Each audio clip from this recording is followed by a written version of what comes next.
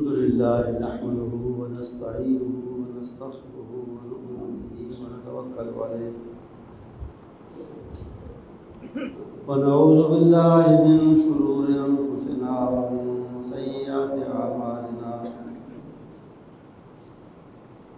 من يهده الله فلا مضل له ومن يضلل فلا هادي له وأشهد أن لا إله إلا الله وحده لا شريك له وأشهد أن محمدا عبده ورسوله صلى الله عليه وعلى آله وأصحابه وسلم أما بعد فإن خير الحديث كتاب الله وخير الهدي هدي محمد صلى الله عليه وسلم وشر الأمور محدثاتها وكل محدثة بدعة وكل بدعة ضلالة وكل ضلالة في النار رب اشرح لي صدري ويسر لي أمري واحلل عقدة من لساني يفقهوا قولي أعوذ بالله السميع العليم من الشيطان الرجيم من همزه ونفخه ونفثه إن ينصركم الله فلا غالب لكم وإن يخذلكم فمن ذا الذي ينصركم من بعده وعلى الله فليتوكل المؤمنون۔ حمد و ثنا، شکر و تعریف اللہ رب العالمین کے لیے، درود و سلام، صلاۃ و تسلیم سرور انبیاء محمد مصطفیٰ صلی اللہ علیہ وعلی آلہ واصحابہ وسلم کے لیے۔ قرآن کریم کی سورہ آل عمران سے یہ آیت کریمہ جو خطبہ مسنونہ کے ساتھ ابھی تلاوت کی ہے، اس میں ایک زبردست طریقہ اور اصول اللہ کی مدد لینے کا، اللہ کی نصرت حاصل کرنے کا بتایا گیا ہے، یا یوں کہنا چاہیے کہ اللہ کی نصرت اور مدد کی اہمیت اور عظمت بیان کی گئی، اس کو حاصل کرنے کا طریقہ ایک دوسری آیت میں ابھی انشاءاللہ سامنے آئے۔ اللہ کی نصرت، مدد کمزور انسان کو ہر جگہ ہر وقت درکار ہے، اس کی ضرورت ہے، لیکن خاص طور پہ جب مقابلہ کسی دشمن سے ہو، کسی بھی میدان میں، میدان جنگ میں یا کسی اور میدان میں، اس وقت اس کی ضرورت زیادہ محسوس ہوتی ہے۔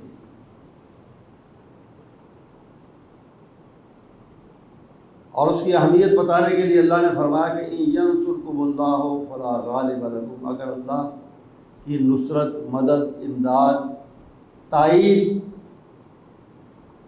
تمہیں مل جائے، فلا غالب لکم، پھر تم پر کوئی اور غالب نہیں آ سکتا، تمہارا دشمن یا کوئی اور تم پر غلبہ نہیں پا سکتا، فتح نہیں پا سکتا، فتح تمہاری ہوگی۔ اور دوسری طرف فَإِن يَخْذُلْكُمْ، اگر اللہ تمہیں چھوڑ دے، اور اللہ ایسے نہیں چھوڑتا، جب مسلمان اللہ کو چھوڑتا ہے پھر اللہ اس کو چھوڑ دیتا ہے، جواباً ویسے نہیں چھوڑتا۔ وَإِن يَخْذُلْكُمْ، اگر وہ تمہارے چھوڑنے کی وجہ سے وہ تمہیں چھوڑ دے تو تم ہی بتاؤ، تم ہی فیصلہ کرو، تم ہی سوچو کہ من ذا الذی ینصرکم، پھر کون تمہاری مدد کرے۔ اور خلاصہ یہ بیان فرمایا وعلی اللہ فلیتوکل المؤمنون، مومنوں کا بھروسہ، توکل، اعتماد صرف اپنے رب پر، اپنے اللہ پر ہونا چاہیے۔ یہ آیت ایک طرح سے ہماری تاریخ کی بنیاد ہے اور اس کی وضاحت کرتی ہے، ہماری تاریخ کا خلاصہ بیان کرتی ہے۔ ایک زمانہ تھا کہ دنیا کی بڑی بڑی سلطنتیں، حکومتیں، طاقتیں، حکمران مسلمانوں سے ڈرتے تھے، لرزتے تھے۔ قیصر اور کسریٰ اس زمانے کے سب سے طاقتور بادشاہ تھے، حکمران۔ روم اور ایران کی سلطنتیں، حکومتیں سپر پاور تھی اس زمانے کی، بہت بڑی طاقت، لمبی چوڑی افواج، بھرپور بھرے ہوئے خزانے اور ہر طرح کا رسد کا سامان، اسلحہ، کسی چیز کی کمی نہیں تھی دونوں کے پاس۔ لیکن عرب کے وہ دیہاتی لوگ، شہری بھی تھے لیکن دیہاتی بھی شامل تھے، جن کے پاس نہ فوج اس طرح کی، نہ اسلحہ اس طرح کا، نہ سامان رسد اس طرح کا، نہ سواریاں، کسی چیز میں دور دور تک مقابلہ ہی نہیں تھا۔ لیکن اس کے باوجود اللہ تعالیٰ نے ان کو غلبہ دیا، فتح دی، وہ سرفراز اور کامیاب اور فاتح بن کے ابھرے نکلے، اور یہ بڑی بڑی سلطنتیں، بڑی بڑی حکومتیں، بڑی بڑی طاقتیں ان کے سامنے سرنگوں ہوئی، شکست خوردہ بنی اور ہوئی۔ ایران کا آتش کلا کس نے بجھایا؟ کس نے ایران کو فتح کیا؟ اس دور کے سچے مسلمانوں۔ رومیوں کی نیندیں انہوں نے حرام کی، صحراؤں کی وسعتیں ان کے قدموں پر نثار ہوئیں، پہاڑوں کی چوٹیاں ان کے سامنے سرنگوں ہوئیں۔ اقبال نے اس دور کا نقشہ بڑی خوبصورتی سے پیش کیا ہے، کھینچا ہے کہ دی اذانیں کبھی یورپ کے کلیساؤں میں، کبھی افریقہ کے تپتے ہوئے صحراؤں میں، فتح پر فتح ہو رہی ہے۔ کس نے ٹھنڈا کیا آتش کدائے ایران کو، کس نے پھر زندہ کیا تذکرہ یزدان کو؟ یزدان فارسی میں اللہ کو کہتے ہیں۔ اللہ کا نام کس نے دنیا میں بلند کیا؟ اس دور کے ان مسلمانوں نے۔ یا اس نے پھر کہا کہ مغرب کی وادیوں میں گونجی اذاں ہماری، تھمتا نہ تھا کسی سے سیل روا ہمارا۔ ہمارا قافلہ کسی کے روکنے سے رکتا نہیں تھا۔ خاص طور پہ آج کے سہل پسند نوجوان مسلمانوں کو ان کا ماضی اس نے یاد دلایا کہ کبھی یہ نوجوان مسلم تدبر بھی کیا تو نے؟ کبھی سوچا ہے اے مسلمان نوجوان، کبھی سوچا ہے آسمان کا ایک چمکتا ہوا تارا تھا زمین پر، تارا ایران کا حکمران، اس کا تاج کس کے قدموں میں آیا؟ اس دور کے مسلمانوں کے، سچے مسلمانوں کے قبضے میں۔ اور اپنے اسلاف کے بارے میں پھر اس نے لکھا اور کہا، زلزلے ان سے شہنشاہوں کے درباروں میں تھے، بجلیوں کے آشیانے ان کی تلواروں میں، بے سر و سامان تھے۔ جیسے میں نے کہا، کسی چیز میں، نہ اسلحہ میں، نہ سواریوں میں، نہ رسد میں، نہ تعداد میں، نہ افرادی قوت میں، کسی چیز میں بظاہر کوئی مقابلہ نہیں تھا۔ اس کے باوجود اللہ تعالیٰ نے عزت بھی دی، فتح بھی دی، عظمت بھی عطا فرمائی۔ بات کیا تھی؟ ایک اصول ہے اللہ تعالیٰ کا کہ تم میرے ساتھ اپنے وعدے پورے کرو، میں تمہارے ساتھ اپنے وعدے پورے کروں۔ اللہ تعالیٰ کا وعدہ تھا، سورہ فتح میں آتا ہے، وعدکم اللہ مغانم کثیرہ۔ اللہ تعالیٰ نے تم سے فتح و نصرت کے ساتھ غنیمتوں کا، بڑی بڑی غنیمتوں کا وعدہ کیا۔ فعجل لکم ہذہ، ان میں سے بعض جلدی مل گئی، بعض تاریخ کے اندر بعد میں ملی۔ وعدہ اللہ نے پورا کیا. لیکن اصول کیا ہے؟ اصول ہے اوفو بالعقود، اپنے وعدے پورے کرو، اپنے وعدے پورے کرو جو تم نے اللہ سے کیے. اوفو بعہدی اوف بعہدی، سیدھا اور مختصر اور جامع اصول ہے، پہلے ہی پارے میں آتا ہے. اوفو بعہدی، تم اپنا وعدہ میرے ساتھ پورا کرو. اوف بعہدکم، میرے جو تمہارے ساتھ وعدے ہیں میں پورے کروں. ان اللہ لا یخلف المیعاد، اللہ تعالیٰ تو اپنے وعدے کے خلاف نہیں کرتا، انسان ہی کرتا ہے، وہ تو نہیں کرتا. اور وعدہ کیا؟ جب ہم کہتے ہیں اشہد ان لا الہ الا اللہ واشہد ان محمد رسول اللہ صلی اللہ علیہ وسلم، تو یہ ایک اعلان بھی ہے، اقرار بھی ہے، وعدہ بھی ہے. وعدہ کیا ہے؟ وعدہ یہ ہے کہ جب ہم نے اللہ کو اکیلا واحد معبود مان لیا اور محمد رسول اللہ صلی اللہ علیہ وسلم کو اپنا رہنما آقا تسلیم کر لیا، تو پھر ہمارے لیے اس کے سوا کوئی راستہ نہیں ہے، کوئی چارہ نہیں ہے کہ ہم آپ کے بتائے ہوئے طریقے پر چل کر اللہ کو راضی بھی کریں اور اس کو اپنے ساتھ بھی لیں، اس کی نصرت اور معیت بھی حاصل کریں. اللہ کو ساتھ لینے کا، اللہ کی نصرت اور مدد لینے کا طریقہ ہے محمد رسول اللہ صلی اللہ علیہ وسلم کے طریقے پر چلنا. اسی چیز کو آسان اور سادہ لفظوں میں، واضح لفظوں میں دوسری جگہ قرآن نے بیان کر دیا وَأَنْتُمُ الْأَعْلَوْنَ إِن كُنتُم مُؤْمِنِينَ.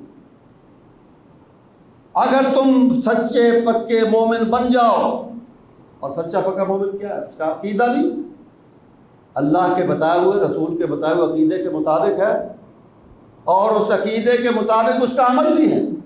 اس عقیدے کے تقاضوں، جب اس قیامت کو مان لیا، اللہ کو احکم الحاکمین کے ساتھ مالک یوم الدین مان لیا، وہ اب وہ قدم قدم پر سوچے گا کہ اس کا کوئی قدم اس کی رضا کے، اس کے حکم کے خلاف نہ ہو. عقیدہ توحید والا، رسالت والا، قیامت والا جو اللہ نے دیا ہے وہ ہو، اور اس عقیدے کے تقاضوں کے مطابق عمل. یہ ہے مومن. اور فرمایا یہ مومن اگر اس طرح بن جاؤ، آخرت کی کامیابیاں تو ہیں ہی ہیں، وہ تو انشاءاللہ ملیں گی. لیکن دنیا میں کیا ہوگا؟ انتم الاعلون، تم غالب ہو کے، باعزت ہو کے، سرفراز ہو کے، ذلیل نہیں پھر ہو گئے دنیا میں. دنیا میں تحریک تمہاری حیثیت تنکوں کی نہیں ہوگی کہ ہر سیلاب کے ساتھ بہ جائیں، ہر کوئی ٹھوکر پاؤں کی ٹھوکر پہ رکھے، جو آج صورتحال بن چکی. ایسی صورت نہیں بننی تھی. ان کنتم مومنین، اگر ہم مومن ہوتے.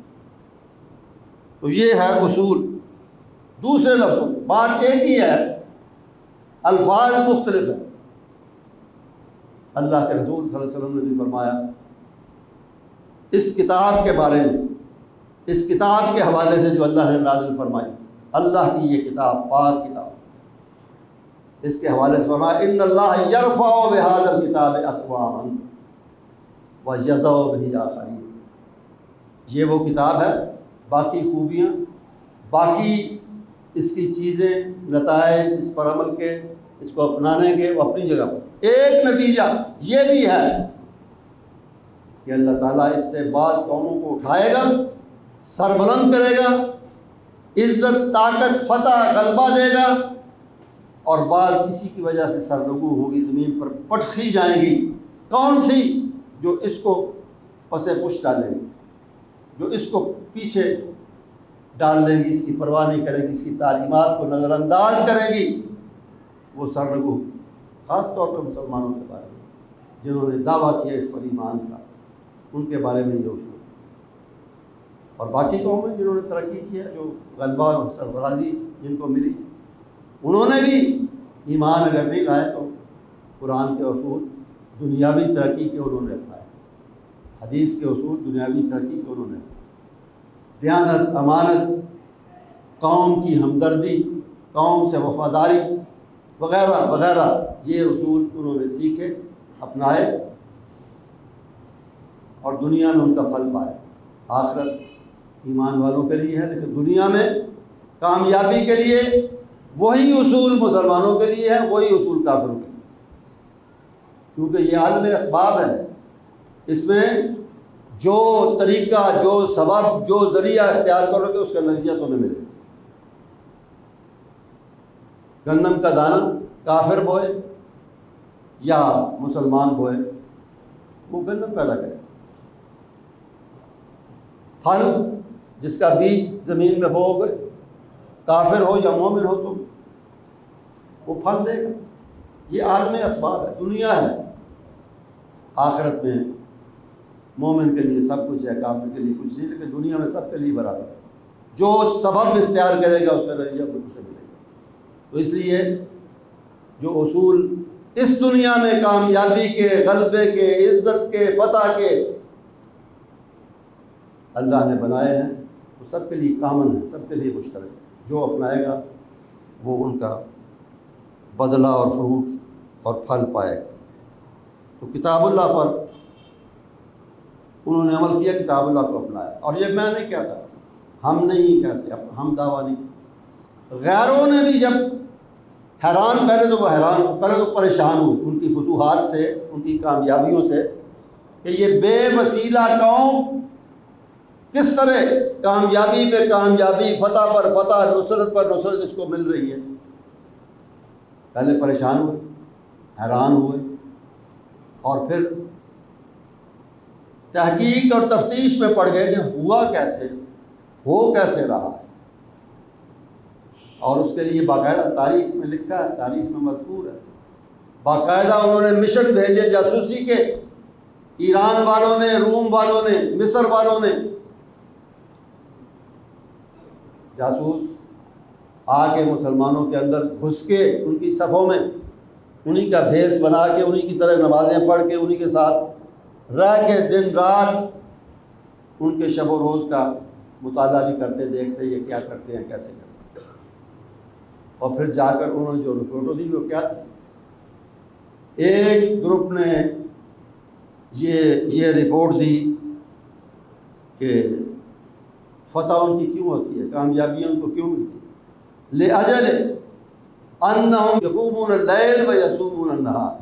وہ صرف تلواریں لے کے نہیں آئے، ایک اچھا اور عمدہ اور اعلیٰ کردار لے کر آئے ہیں میدان جنگ، اور اللہ کے ساتھ مسلسل جڑے رہتے ہیں، اللہ کے ساتھ مسلسل ان کا تعلق ہے۔ اس کی مثال انہوں نے دی کہ ان میں سے اکثر لوگ دن کو جب جہاد کر رہے ہوتے ہیں، ہم سے لڑ رہے ہوتے ہیں، تو اس وقت بھی وہ روزے کی عادت میں ہوتے ہیں میدان جنگ میں، اور رات کو ہم نے انہیں دیکھا دن کے وقت اگر وہ میدان جنگ میں گھوڑے کی پیٹھ پر سوار ہیں تو رات کو مسلح پر سوار ہیں، اور اللہ کے سامنے کھڑے ہیں اور گڑ گڑا رہے ہیں اپنی فتح و نصرت کے لیے بھی، اپنی آخرت کی کامیابیوں کے لیے۔ اور دوسری بات جو انہوں نے کہی کہ لیسا لأحدہم فی الدنیا رغبہ، ان کی رغبت، ان کی چاہت آخرت ہے، آخرت کی کامیابی ہے، دنیا سے انہیں رغبت نہیں ہے۔ دنیا کی زندگی چھوڑنے اور شہادت کی کو اپنانے کے لیے، گلے لگانے کے لیے ہر وقت تیار ہے، دنیا میں رغبت ہی نہیں، ہم دنیا سے چمٹے ہوئے، انہوں نے کہا۔ تو یہ فرق ہے، اور اس کی وجہ سے ایک اور رپورٹ اس میں انہوں نے کہا کہ وَإِذَا حَضَرَتِ الصَّلَاةُ لَمْ يَسْتَخْلِفْ عَنْهَا مِنْهُمْ أَحَدٌ، ان کی عبادت کا، نماز کا جب وقت ہوتا ہے تو اس سے کوئی ایک بھی پیچھے نہیں رہتا، سب اللہ کے حضور آ کے کھڑے ہو جاتے، ایک ہی صف پہ کھڑے ہو گئے معبود و یاس۔ تو جس بادشاہ کے سامنے یہ رپورٹ پیش کی گئی اس کا تبصرہ کیا تھا، اس نے نتیجہ کیا نکالا؟ اس نے کہا ہم تو پھر بھی انسان ہیں، اس طرح کے کردار والے لوگ، اس طرح کے اللہ سے جڑے ہوئے لوگ اگر پہاڑوں پر بھی حملہ کریں گے تو وہ بھی ان کو راستہ دے دیں گے، وہ بھی اب ہٹ جائیں گے، چلو ان کے لیے راستہ بناؤ۔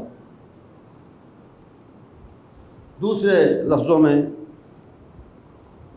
قرآن پر عمل کا مطلب کیا ہے؟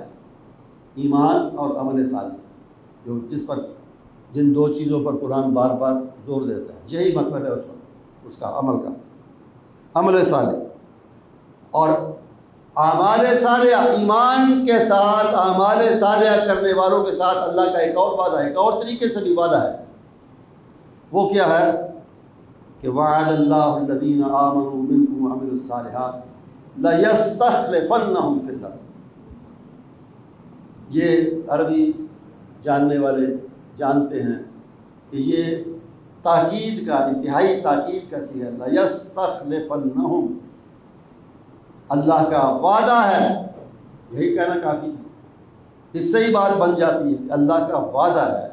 کس سے؟ الذین آمنوا منکم وعملوا الصالحات، تم میں سے جو لوگ ایمان والے اور ایمان کے تقاضوں کے مطابق اچھے کام کرنے والے ہیں، ان کے ساتھ اللہ کا وعدہ ہے ضرور ضرور، البتہ ضرور، یہ اس کا ترجمہ ہمارے اردو والے کرتے ہیں، البتہ ضرور۔ اب دیکھیں قرآن کریم، البتہ ضرور یعنی بڑی تاکید کے ساتھ زور دے کے یہ بات کہی کہ ضرور، بلا شبہ، بلا شک و شبہ اللہ ان کو زمین کا وارث کرے۔ وَلَقَدْ كَتَبْنَا فِي الزَّبُورِ مِن بَعْدِ الذِّكْرِ أَنَّ الْأَرْضَ يَرِثُهَا عِبَادِيَ الصَّالِحُونَ۔ ہم نے اس سے پہلے بھی کتابوں میں یہ فیصلہ لکھ دیا تھا کہ ہم اپنے صالح بندوں کو زمین کا وارث بنائیں۔ بعض لوگوں نے اس کا الٹ مطلب لیا، بعض حکمرانوں نے مسلمانوں سے، کہ چونکہ ہم حکمران بن گئے، زبردستی بن گئے، غیر قانونی بن گئے، جیسے بھی بنے، تو ہمارا حکمران بن جانا ہی اس بات کا ثبوت ہے کہ ہم اللہ کی نظر میں بڑے اچھے ہیں، اسی لیے یہ بات نہیں ہے۔ بات یہ ہے کہ یہ ہے نا، آمنوا منکم، صحابہ سے، اچھے لوگوں سے خاص طور پہ یہ وعدہ ہے کہ تم اگر ایمان اور عمل صالح والے ہو گئے تو دوسری نعمتوں کے ساتھ ساتھ اللہ تعالیٰ تمہیں زمین کی حکمرانی اور زمین میں غلبہ اور زمین میں سربلندی بھی عطا فرمائے۔ مقصد بھی دیکھنا چاہیے، ان کا مقصد کیا تھا؟ کوئی زمین حاصل کرنا، کوئی دولت حاصل کرنا، کوئی دنیاوی چیزوں کو حاصل کرنا، یہ نہیں، نہ مال غنیمت نہ کشور کشائی۔ شہادت ہے مطلوب و مقصود ہے مومن، نہ مال غنیمت نہ کشور کشائی۔ مال غنیمت کے لیے نہیں، وہ بالکل ضمنی چیز ہے، آخری چیز ہے، اور نہ کشور کشائی، یہ نہیں، خالی فتح برائے فتح، یہ نہیں، الہ کلمت اللہ کے لیکون کلمت اللہ علیہ۔ نبی کریم صلی اللہ علیہ وسلم سے پوچھا کہ اللہ کے راستے میں کون ہوتا ہے، کون اللہ کے راستے میں شمار ہوگا جہاد کے میدان میں اترنے والا؟ آپ نے کہا وہ جس کے دل میں یہ نیت ہو کہ اللہ کا نام، اللہ کا کلمہ بلند کرنے کے لیے، اس کو جتانے کے لیے، اپنے آپ کو نہیں، اپنی قوم کو نہیں، اپنے ملک کو نہیں، اللہ کے کلمے کو اونچا کرنے کے لیے جو ہے اترے گا، وہ اصل مجاہد ہے، وہ اصل جہاد کر رہا ہے۔ مقصد، رستم نامی ایک جرنیل تھا ایران کا، یہ جب مسلمانوں کی ایران سے جنگیں ہوئی تو ان کا ایک چیف کہہ لیں، چیف آف اسٹاف یا چیف آف آرمی، تو وہ لڑتے لڑتے ایک دن اس نے سوچا کہ ان سے بات تو کرنی چاہیے کہ یہ اتنی دور سے آئے ہیں اور بے سر و سامان لوگ ہیں، ہتھیار لباس بھی ان کے پاس پورا نہیں ہے اپنا، تو ان سے پوچھنا تو چاہیے کہ ان کا مقصد کیا ہے۔ تو اس نے ان کو کہا بھائی جنگ ہوتی رہے گی، اپنے کوئی سیانے 2-4 بندے میرے پاس بھیجو، پیغام اس نے پہنچایا، اور میرے ساتھ آ کے بات کریں کہ تم چاہتے کیا ہو، اگر وہ مقصد ہم لڑے بغیر پورا کر سکتے، اس کے دل میں یہی ہوگا کہ بھائی کو مال چاہیے یا کوئی دنیا کی چیز اور چیز چاہیے، تھوڑا زمین کا ٹکڑا چاہیے، تو وہ دے دیں گے ان کو۔ اس نے بلایا تو مسلمان گئے۔ تاریخ میں لکھا ہے کہ ان کے لیڈر جو تھے وہ ربی نام کے ان کے لیڈر تھے۔ تو وہ آئے تو انہوں نے پوچھا بھائی یہ آپ اتنی دور سے آئے، اپنی جو بھی فوج ہے اس کو لے کر آئے، تو کیا چاہتے ہیں آپ، مقصد آپ کا کیا؟ اب دیکھیں ان کا ذہن، یہ وہ لوگ ہیں جو کسی اسکول کالج یونیورسٹی کے فارغ نہیں ہیں، صحرائی لوگ، بدو لوگ، امی قوم۔ تو اس نے کہا مقصد ہمارا ہے لنخرج العباد من عبادت العباد الی عبادت اللہ، ہم اللہ کے بندوں کو اللہ سے جوڑنا چاہتے ہیں اور بندوں کی جھوٹے خداؤں کی ان نام نہاد شہنشاہوں کی غلامی سے نکال کر اللہ کی غلامی میں دینا چاہتے ہیں۔ یہ ہمارا مقصد ہے۔ کیسی پتہ کی بات، کیسی گہری بات۔ تو ان کے سامنے تو اس نے کچھ نہیں کہا، وہ چلے گئے۔ تو اس نے کہا اپنے ساتھیوں کو، اپنے قریبی ساتھیوں کو کہا کہ آج نہیں تو کل فتح ان کی ہوگی، یہی کامیاب ہو۔ جو کسی دنیاوی مقصد کے لیے نہیں لڑ رہے، ان کا ایک مقصد عظیم اور اونچا اور اعلیٰ مقصد ہے، اور وہ اس کے لیے ساری کوشش اور جد و جہد کرتے ہیں۔ اور پھر یہ کہ صرف یہ نہیں کہ مقصد ہے اور وہ لے کے نکلے، اس مقصد کے لیے جان لڑانے کا جذبہ، اس مقصد کے لیے قربانی دینے کا جذبہ۔ یعنی یہ ان کی جو کامیابیاں ہیں ان کی وجوہات، پہلے بات آ گئی کہ ایمان، عمل صالح، کتاب اللہ کا کے ساتھ وابستگی، اس کو لے کر چلنا، اس کے اوپر عمل کرنا، وہ اپنی جگہ ہے بات۔ لیکن دوسرے اسباب دنیاوی کہ ایک مقصد ہو، لگن ہو اس مقصد کے ساتھ، مقصد کو سمجھتے ہو کہ ہم کیوں میدان میں اترے، اور پھر اس کے لیے قربانی کا جذبہ بھی رکھتے ہو۔ اب قربانی کا جذبہ کو ایک اس کی مثال ہو تو میں دوں، اس کی تو بہت مثال ہے۔ ایک عورت ہے صحابی، عورت، آدمی بھی نہیں، بچہ اٹھائے ہوا میدان جنگ میں آئے، تم کیوں آگے بیوی؟ اس بچے کو جہاد میں شامل کرانے کے لیے۔ بچہ گود میں اٹھاؤ گا وہ بچہ، یہ کیا کرے گا، کیسے لڑے گا، اور کیا اس کا فائدہ ہے؟ اس کا ایک فائدہ تو ہے نا، دشمن کا ایک تیر تو ٹھنڈا کرے گا، ایک تیر تو ضائع کرے گا اس کا۔ یہ اس کا مقصد، اس کو لے جائیں کسی مجاہد کی گود میں دے دیں۔ جذبہ ہوا نہیں ایسا، لیکن جذبہ تو یہ جب قربانی کا جذبہ کسی قوم میں ہو تو اس کو کون ہرا سکتا ہے؟ اور وہ عظیم خاتون جس کا نام خنسا تھا، اور جس کے ایک نہیں 4 بیٹے ایک ہی جنگ میں شہید ہوئے، 4 ایک ہی جنگ، اور وہ پوچھتی پھرتی تھی، کوئی کہتا تھا وہ فلاں نام کا وہ بھی گیا، فلاں نام کا وہ بھی گیا، تو وہ اس کے جواب میں پوچھتی تھی کہ اللہ کے رسول کیسے، غالباً جنگ احد کی بات، تو وہ کیسے، وہ ٹھیک ہے، محفوظ ہے، تو سب کچھ ٹھیک ہے۔ اور پھر اس نے جب 4 کی شہادت مکمل ہوئی اور خبر مل گئی، تو اس نے ایک جملہ کہا کہ الحمدللہ الذی کرمنی بشہادتہم، اس اللہ کی تعریف کرتا ہوں، اس کا شکر کرتی ہوں جس نے 4 شہیدوں کی ماں مجھے بنا دیا۔ کرمنی، مجھے عزت دی اس نے کہ میں 4 شہیدوں کی ماں بنا۔ یہ جذبہ جس قوم میں ہو، میں عورتوں کی، خواتین کی فی الحال بات کر رہا ہوں، اور ام ہمارا ایک اور خاتون ہے، ایک اور صحابیہ ہیں،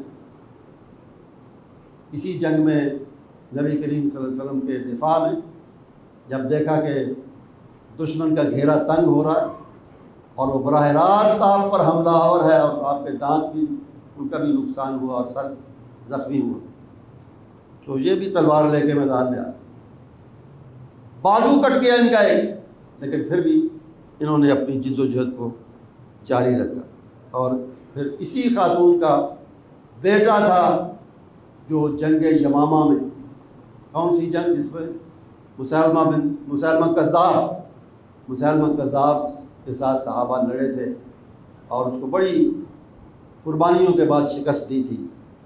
اس میں اس کا بیٹا بھی، اکلوتا بیٹا تھا، وہ بھی ناموس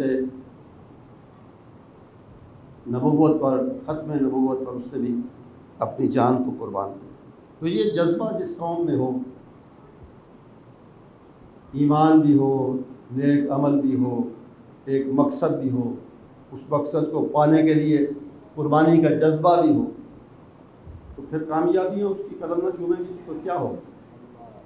تو یہ مسلمانوں کے دور عروج کی بات ہے۔ آئندہ انشاءاللہ زوال کی بات کریں گے، پھر زوال کیسے ہوا اور کس طرح اس کے اسباب کیا تھے اور کس وجہ سے وہ اب تک وہ چل رہا ہے سلسلہ۔ خلاصہ تو اس کا ایک بار ہی نے، اللہ اس کو جزائے خیر دے، اس نے بیان کر دیا کہ وہ سے مراد ہمارے اسلاف صحابہ، ان کے جانشین اس دور کے، وہ معزز سے زمانے میں مسلمان ہوگا اور تم خوار ہوئے تارک قرآن ہو۔ یہ ہے خلاصہ، لیکن اس کی تھوڑی سی تفصیل دور زوال کی آئندہ خطبے میں انشاءاللہ آئے گی۔